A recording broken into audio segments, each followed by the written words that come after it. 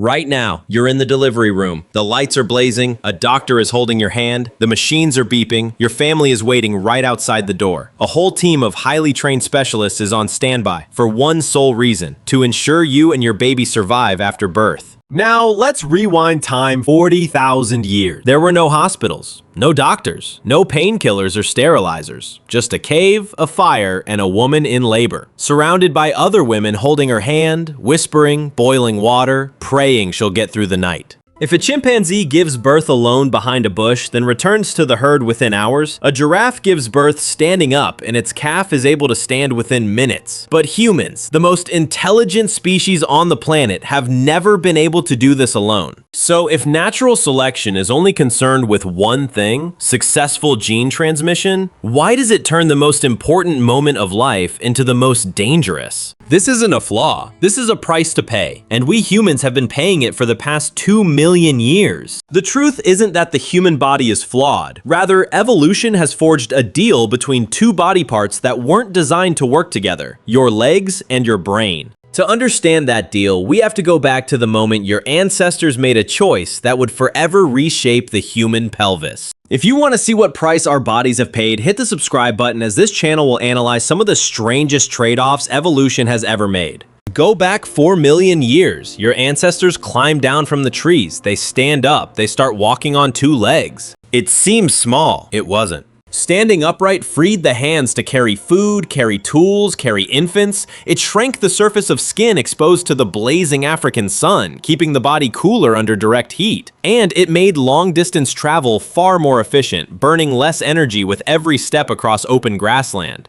But nothing in evolution is free. Everything has a price. To walk efficiently on 2 legs, the pelvis had to change shape. In tree-dwelling apes, it's long, flat, and open, built for climbing, not walking. In your ancestors, it had to compress. It became short, curved, and narrow, angled to support the body's full weight with every stride. Here's the problem: that same pelvis is also the birth canal. What was once a wide open hallway for a baby to pass through slowly narrowed into a tight, curved passage. We know this isn't just theory. Fossil evidence confirms it. The pelvis of Lucy, an Australopithecus afarensis skeleton discovered in Ethiopia and dated to roughly 3.2 million years ago, already shows this narrower, more compact shape. Later pelvic fossils found near Gona, Ethiopia tell the same story. The squeeze had already begun. But here's the thing: at this point in history, the real crisis hadn't hit yet. Not yet, because back then, your ancestors' brains were still small. The question is, what happens the moment that brain stops being small? Fast forward 2 million years, something extraordinary starts happening inside the human skull. The brain begins expanding, eventually growing to nearly 3 times the size of your early ancestors' brains. Not a small upgrade, a complete overhaul.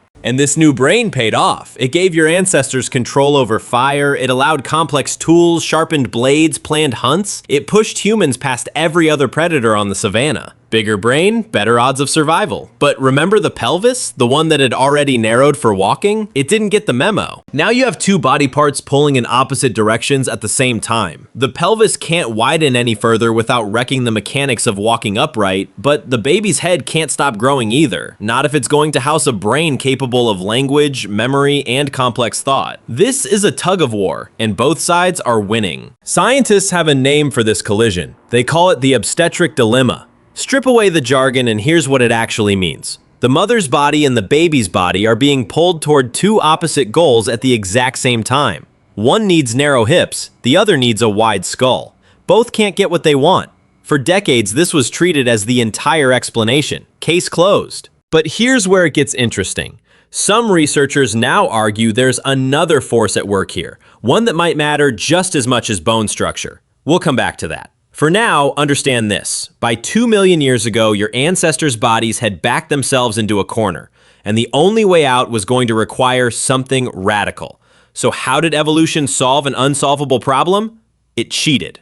Look at a newborn chimpanzee. Its brain is already about 40% of its adult size. That's enough to grip its mother's fur, hold its own head up, and cling on for the ride within hours of being born. Now imagine if human babies waited for that same milestone. Based on growth rate models, researchers estimate that pregnancy would need to last around 21 months, nearly 2 full years, just for a human brain to reach that same 40% mark. That's not a measured fact, it's a projection, but it's a useful one because it shows exactly how far human birth strays from the rest of the animal kingdom. Here's what actually happens instead. Human babies are born when their brains have reached only about a quarter of their adult size. Evolution broke the rules. By the standards of almost every other species on Earth, every human baby is born too early. Some researchers describe this bluntly. A human newborn is essentially a fetus living outside the womb. Think about what that actually looks like. A newborn foal stands within the hour. A newborn chimp can already cling to its mother's back. A human newborn can't lift its own head, can't roll over, can't move an inch on its own. Total, complete dependence on another human being for months. This is the first price your species paid to keep that growing brain. Cut the pregnancy short, ship the baby out unfinished, let the rest of the development happen in the outside world instead of the womb. But here's the catch. This is the first price, it is not the last. Even shortening the pregnancy wasn't enough. What happens next inside the birth canal is where things get truly dangerous. In a chimpanzee, the birth canal is basically a straight tube, and it's wider than the baby's head the entire way through. The infant slides out face forward, looking up at its mother. She simply reaches down and pulls it straight to her chest. Clean, direct, simple. The human birth canal doesn't work like that. It changes shape halfway through the journey. At the entrance, the widest opening runs side to side, but by the time the baby reaches the exit, the widest opening has rotated, now running front to back instead. Same tunnel, two completely different shapes. This forces the baby's head to enter at an angle, then physically rotate nearly 90 degrees midway through labor just to keep fitting through the shifting passage.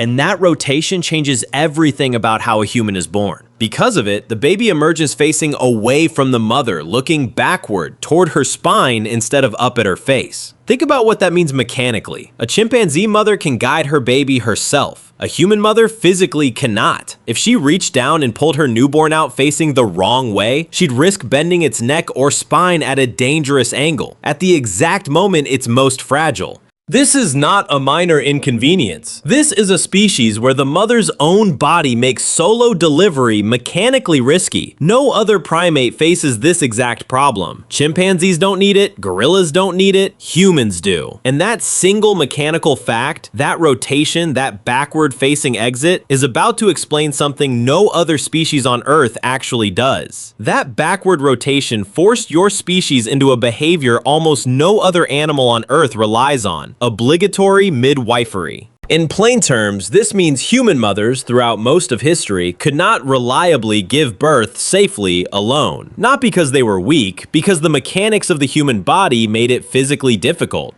Compare that to nearly every other mammal. A cat gives birth alone in a closet, a deer gives birth alone in the woods. Even our closest relatives, chimpanzees, manage solo births behind a bush. Humans are the exception. For most of our evolutionary history, safe childbirth required another set of hands. Think about what that requirement actually built. It meant early humans couldn't survive this moment in isolation. It meant every birth demanded trust, cooperation, and someone else willing to help at the most physically vulnerable moment of another person's life. Here's a thought worth sitting with. This single mechanical vulnerability, the fact that childbirth genuinely needed help, may be one of the reasons empathy, cooperation, and tight social bonds became so deeply wired into human nature. A species that needs each other to survive birth is a species that evolves to actually care about each other. It's not a coincidence that the idea of a village raising a child is ancient. It didn't start in childhood. It started in the first minutes of life with a circle of hands around a woman in labor. There's something worth noticing here. The very weakness of human birth, the fact that we couldn't do it alone, may be one of the reasons we became the most cooperative, caring species on this planet. Vulnerability didn't just cost us safety, it built our sense of community. Remember that thread we left hanging back in part 2? The one about another force possibly at work here? Let's pull on it now. For decades, the pelvis versus brain explanation was treated as the whole story. But a newer line of research, led by anthropologist Holly Dunsworth and colleagues, offers a different angle. It's called the energetics of gestation and growth hypothesis, or EGG for short. Here's the idea in plain terms. A mother's body has a real, physical ceiling on how much energy, oxygen, and nutrients it can pump into a growing fetus each day. It's not unlimited. There's a metabolic budget, and by around month 9, the fetus's demands start pressing right up against that ceiling. In other words, birth might not be timed purely by how big a baby's head can get before it stops fitting through the pelvis. It might be timed by how much longer the mother's own body can keep fueling that growth at all. This matters because it challenges the traditional bone-based explanation you just learned. The EGG hypothesis suggests the real limit isn't only about hip width and skull size. It might be about the mother's metabolism simply reaching its limit first.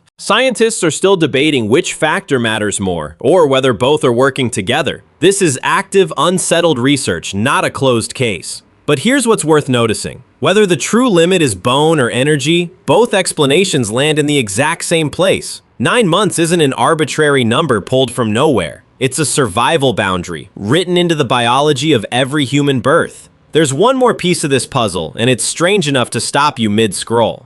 Touch the top of a newborn's head, gently, and you'll feel something soft. Not solid bone, that's a fontanelle, a soft gap between separate plates of the skull that haven't fused together yet. Here's why that matters during birth. As the baby's head pushes through that narrow, twisting canal, these unfused skull plates actually slide and overlap on top of each other. The head temporarily compresses, elongating into a slightly cone-like shape just long enough to squeeze through the tightest part of the passage. This isn't damage, it's design flexibility. Within a day or two after birth, the plates settle back into a rounder shape.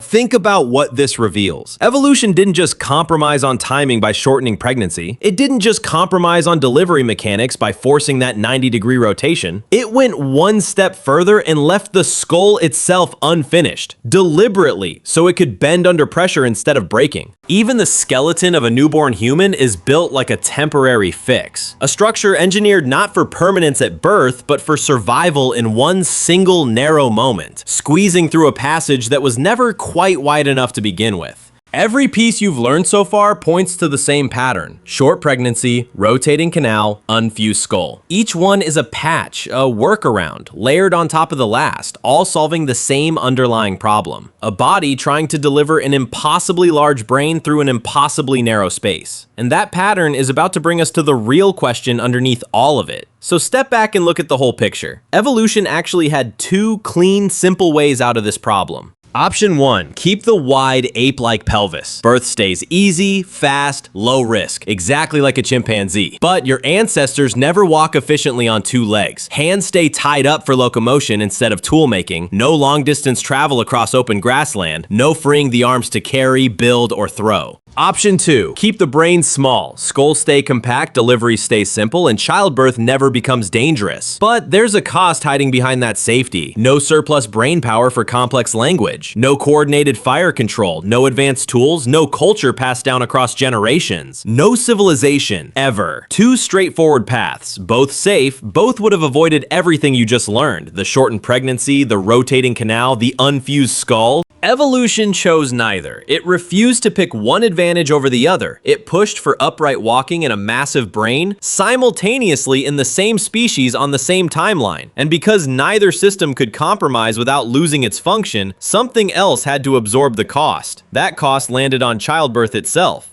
Every mechanism you've learned in this video, the early narrowing of the pelvis, the brain that broke every growth rule, the forced rotation through a shifting canal, the skull built to bend, all of it exists for one reason. Evolution wanted both advantages at once, and it was willing to make the single most dangerous moment in human life the price of admission. Not a flaw, not bad design. A trade humanity has been paying, birth after birth, for 2 million years.